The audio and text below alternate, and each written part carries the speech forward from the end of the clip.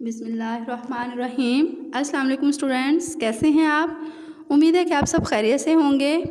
Okay बेटा, आज हम सबक पंचायत इसके इक़्तिबास की तशरीह करेंगे।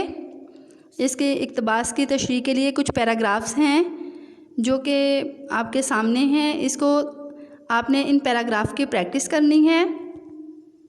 ये पैराग्राफ आपके 1 ता 12 हैं, आपके चैप्टर में से हैं। आपने इसकी प्रैक्टिस करने के लिए कुछ बातों को मद्देनज़र रखना है। वो ये हैं कि आपने इन पैराग्राफ को अपनी बुक पर हाईलाइट कर लेना है। फिर उसके बाद इसके अल्फाज मायने लिखने हैं। अल्फाज मायने आपने कहाँ से? डिक्शनरी से लिखने हैं, ताकि आपको पता चले कि इनके लफ्ज़ों की अदायगी, दुरुस्त अदायगी क्या है और साथ में ये लफ्ज़ ग्रामर की रूह से क्या हैं।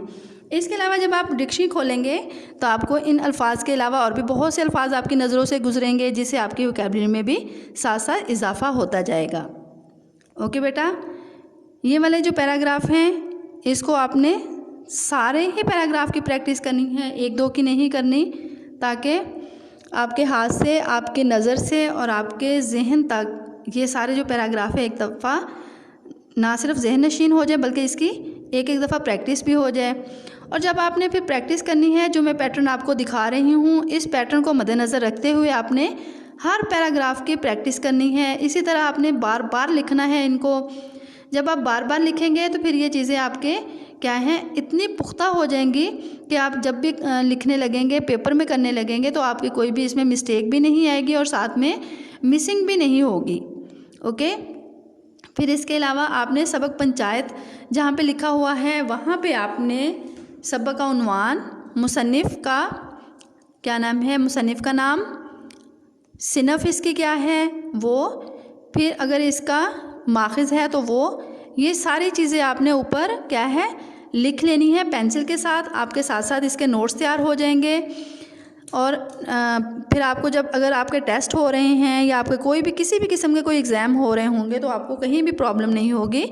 आप बासानी अपनी बुक खोलेंगे और साथ ही आपको क्या है मुकम्मल तैयारशुदा नोट्स आपके सामने होंगे और आप आसानी से अपने पेपर की तैयारी कर सकेंगे। ओके, इन चीज़ों को आपने फॉलो करते हुए अपना क्या है नोट्स तैयार करने हैं, किस पे? बुक पे तैयार करने हैं। अब है एक पैराग्राफ जिसकी मैंने तशरीह की हुई है, आपके सामने है। सबसे पहले आप लिखेंगे इक़्तिबास। इक़्तिबास में लिखेंगे बूढ़ी खाला ने अपनी दानिश में, फिर आप आगे डॉट्स लिखेंगे, उसके बाद लिखेंगे लाठी पटक दी और दम लेकर कहा। ये आप इक़्तिबास सेम ऐसे ही लिखेंगे, पूरा पैराग्राफ उठा के नहीं लिखेंगे जो आपको दिया जाए, क्योंकि आपके पेपर में भी ऐसे आएंगे। जब आपने प्रैक्टिस करनी है तब आपके पास बुक होगी सामने, तब आपके सामने रिटन फॉर्म में ये पैराग्राफ होगा। अगर आपको पेपर यानी कि टीचर्स ने कोई टेस्ट दिया है तो उसमें भी आपको पूरा पैराग्राफ ही लिखा हुआ आपके सामने होगा। तो इसलिए आपने ऐसे ही लिखना है जैसे कि मैंने इक़्तिबास लिखी हुई है। इसके बाद आपने लिखना है हवाला मतन। हवाला मतन ऐसे लिखने के बाद फिर लिखेंगे सबक का उन्वान, पंचायत, मुसन्निफ़ का नाम मुंशी प्रेमचंद, सिनफ़ इसकी लिखेंगे अफसाना। अब देखें इसमें मैंने माखिज़ नहीं लिखा क्योंकि इस सबक का माखिज़ नहीं है। माखिज़ अगर जिसका माखिज़ नहीं है आपने उसका माखिज़ लिखना ही नहीं है, यानी कि लफ्ज़ को छोड़ वहाँ पे शो ही नहीं करना कि माखिज़ लिखना ही नहीं है, ठीक है? क्योंकि बहुत सारे बच्चे ऐसे होते हैं लफ्ज़ माखिज़ लिखकर इसको छोड़ देते हैं और उसके आगे उनको उनका माखिज़ पता भी नहीं होता और वो लिखते भी नहीं हैं। तो जो चीज़ आपको यानी कि मालूम है, अगर सिनफ़ भी बाज़ का जहन में नहीं आ रही होती तो आप सिनफ़ को भी अगर याद नहीं है तो छोड़ दें, लेकिन सिनफ़ आपने हर सबक की लाजमी याद करनी है। जैसे आपने सबक पढ़ना है, जैसे आपने इसका उन्वान पढ़ लिया पंचायत, आपको फ़ौरन पता होना चाहिए कि पंचायत सिनफ़ के लिहाज से क्या है। तो आपको ये जो 3 चीज़ें हैं ये लाजमी आपने याद करनी है, सबक का उन्वान, मुसन्निफ़ का नाम, सिनफ़, यहाँ तक। ओके, फिर आपने लिखने हैं ख़त कशीदा अल्फाज के मायने। इसी तरह सेंटर में लिखिएगा और इसको अंडरलाइन कीजिएगा। फिर लिखने अल्फाज मायने, इसके दरमियान में ऐसे ही लाइन लगाते हुए अल्फाज मायने लिखिएगा। और जब आपने अल्फाज मायने लिखने हैं ऐसा हरगिज़ नहीं करना कि आप सारे पहले अल्फाज लिख लें फिर उसके मायने लिखने लगें और इतनी तेज़ी से लिखें कि आप उसको मायने को आगे पीछे कर दें, जिससे आपके अल्फाज मायने गलत हो जाएंगे। इनके अलग से मार्क्स होते हैं जो कि एक अहम पॉइंट है, इसको आपने इग्नोर नहीं करना, ठीक है? और अगर आपने पहले अल्फाज लिख भी लिए हैं तो फिर जब मायने लिखने हैं अल्फाज को पढ़ते हुए मायने लिखने हैं। ऐसे नहीं कि अल्फाज देखा और फ़ौरन उसके आगे मायने लिखने लग गए और ऊपर लिखने बजाय नीचे वाली लाइन पे लिखा जा सकता है, ऐसे भी हो सकता है। तो इसलिए कोशिश करें कि अल्फाज और मायने साथ साथ लिखते जाएं। फिर आप लिखेंगे जैसे कि हैं पहला लफ्ज़ दानिस्त, समझ या वाकिफ़, गिरफ्तारी रोना धोना, कसर ना उठा रखना, कमी ना छोड़ना, खूबी तकदीर किस्मत की खूबी, माइल राग़िब, टाल देना, पीछा छुड़ाना, ज़ख्मों पर नमक छिड़कना, तकलीफ़दा बात करना। नेक्स्ट है तशरीह। अब यहाँ से देखें तशरीह से लेके इक़्तिबास तक जितना मैंने लिखा है, जैसे मैंने लिखा है यानी कि जो मार्कर से लिखा है वो मार्कर से, और जो पेन से लिखा हुआ है वो पेन से, आपने भी ऐसे ही इसको लिखना है। मार्कर वाला हिस्सा मार्कर और पेन वाला हिस्सा पेन के साथ। अब इसकी तशरीह हम स्टार्ट करते हैं। तशरीह स्टार्ट करने से पहले भी थोड़ा सा आपको बताते चलूँ कि जब आपने तशरीह करनी है तो उसमें मुसन्निफ़ का तारुफ़ ज़रूर लिखना है। मुसन्निफ़ का तारुफ़ लिखते हुए इस बात का ख़ास ख्याल रखना है कि मुसन्निफ़ का तारुफ़ अलग पैराग्राफ नहीं बनाना, बल्कि तशरीह के पैराग्राफ को इसके साथ ही लिखना है, यानी कि एक ही पैराग्राफ में लिखना है। इनका लफ्ज़ी रब्त भी होना चाहिए और पैराग्राफ के लिहाज से रब्त भी होना चाहिए। और जब आपने तशरीह करनी है तो थोड़ा सा आपका जो तशरीह से ऊपर वाला हिस्सा है, यानी कि सबक का जो पैराग्राफ है उसका ऊपर वाला थोड़ा सा हिस्सा है, उसको वहाँ से स्टार्ट लेते हुए आप अपनी तशरीह करेंगे। देखिए अब हमारी तशरीह है। प्रेमचंद का शुमार उर्दू के अव्वलीन अफसाना निगारों में होता है। आपने अपनी तहरीरों में हिंदुस्तान के देहात में बसने वाले मज़दूरों और किसानों की ज़िंदगी और इनके मसाइल कामयाबी से बयान किए हैं। अब यहाँ से देखें लास्ट लाइन इसकी, इस पेज की लास्ट लाइन मैंने छोड़ी हुई है, आपने भी ऐसे ही छोड़ते हुए नेक्स्ट पेज पे चले जाना है। यानी कि जितने भी आपने क्वेश्चन करने हैं इस लाइन पे कोई भी नहीं लिखना। नेक्स्ट पेज पे आ जाएंगे।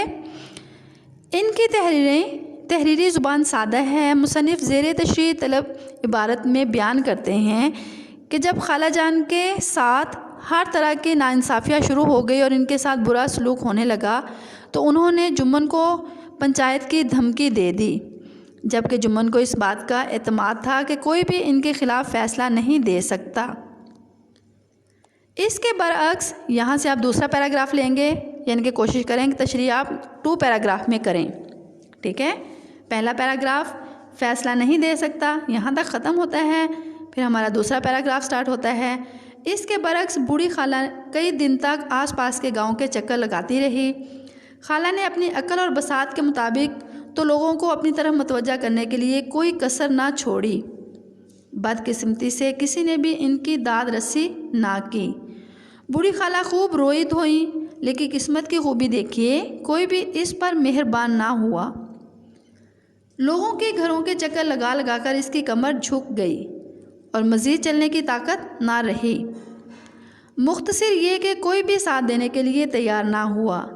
किसी ने तो यूं ही टरखा दिया, किसी ने इसे मज़ीद परेशान कर दिया। गर्ज चारों तरफ से फिर फराकर बुढ़िया अलगू चौधरी के पास आई, लाठी फेंक दी और ज़रा सांस लेने के बाद सबसे मायूस होकर अलगू चौधरी से कहने लगी। यहाँ तक हमारी तशरीह कंप्लीट होती है। अब आप देखें तशरीह का मतलब भी ये होता है कि इसको खोलकर बयान करना, वजाहत से बयान करना, और दूसरा इसमें जितने भी मुश्किल अल्फाज हैं उसको आसान लफ्ज़ों में बयान करना। आप इसमें देख रहे होंगे कितने सारे अल्फाज थे, जो मुश्किल अल्फाज उसको मैंने आसानी के साथ यानी कि उसके मायने में कन्वर्ट करके अपनी तशरीह में उनका इस्तेमाल किया है। आप भी ऐसे ही कीजिएगा कि जितने पैराग्राफ की आपने प्रैक्टिस करनी है उसमें। फिर इसके अलावा आपने कटिंग का ख़ास ख्याल रखना है। अगर बाय मिस्टेक आपसे कोई सेंटेंस इसमें गलती से लिखा जाए तो उस पर लंबी लाइन या क्रॉस नहीं लगाने, बल्कि एक ब्रैकेट बनाते हुए छोटा सा ऊपर क्रॉस लगा दें, ताकि देखने वाले को पता चल जाए कि आपसे ये सेंटेंस बाय मिस्टेक लिखा गया है। ओके, इसके बाद जब आपकी तशरीह कंप्लीट हो जाए तो उसके बाद लास्ट में लाइन ऐसे ही लगा के इसको ख़त्म कीजिएगा। ये है आपकी इस यानी कि सैम्पल के तौर पर की गई तशरीह। ऐसे ही आपने मार्जिन लाइन भी ऐसे ही लगानी है और सारा ही ये इस पैटर्न को फॉलो करते हुए अपना वर्क कंप्लीट करना है।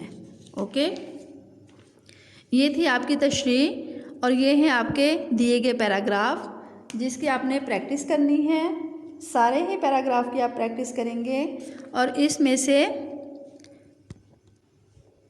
इक़्तिबास की तशरीह का पैराग्राफ नंबर जो 6 है, इसकी आपने तशरीह अपनी उर्दू नोट्स पर करनी है और करवाने के बाद इसको चेक करवाना है। ओके, और बाकी सबकी प्रैक्टिस करनी है। और जो मैंने आपको सैम्पल के तौर पे करके दिखाई है, अगर हो सके तो ये भी अपनी नोट्स पर लिख लें। ओके, बेस्ट ऑफ लक, अल्लाह हाफिज़।